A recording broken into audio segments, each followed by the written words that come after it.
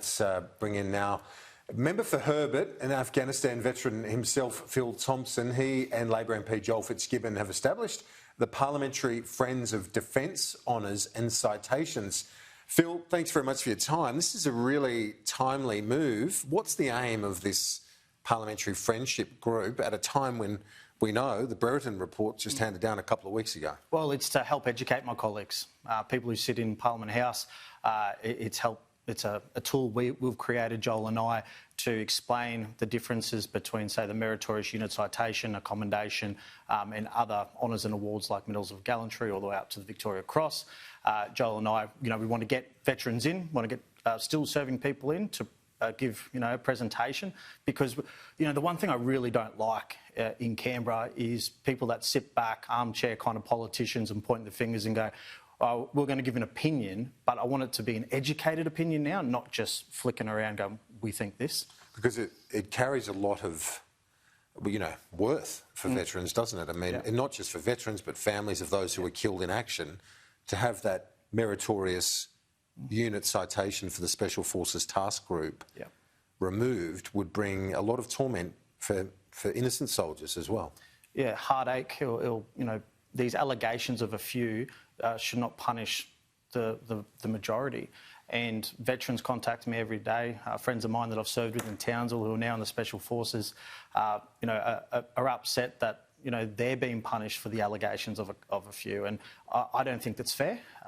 I've been very public about that. But what I want to do is help educate the people in Parliament on why people have this unit citation, or why people have a commendation or Medal of Gallantry, or whatever it is, because it's important that we who sit in this place, who discuss if there is wartime or if there is natural disasters, and about how to best utilise our defence, to understand what these honours and awards are. And they are, as you said, the various group citations, but we know the individual ones as well. And with these claims out of the Brereton report, we're talking about some of the most decorated soldiers in the ADF, aren't we? Well, Special Forces. Yeah, we are, in the whole of the Defence Force.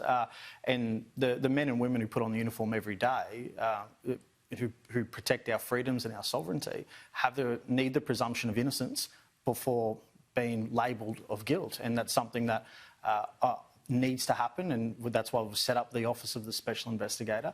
But, I want to make sure that all the people here are just across their brief, instead of, running their mouth on Twitter or anything like that. I want them to understand and hear from the people that have these, not just from me, from the people that have these, all their families, so then they can feel what they've done and hear it. I've had a number of diggers contact me and express their concern and sometimes outrage at the fact that the more senior officers have not been targeted, basically exonerated by that Brereton report, whereas the diggers concerned are being followed, pursued, understandably, given the grave nature of some of the claims. But what I'm hearing from soldiers every day, diggers, is that they feel annoyed that more senior officers aren't also being held accountable. 100%. And my personal view, as well as people that I've served with, is you can't sit there in the senior echelons and go, look how bad the diggers are and look how bad the culture is down there.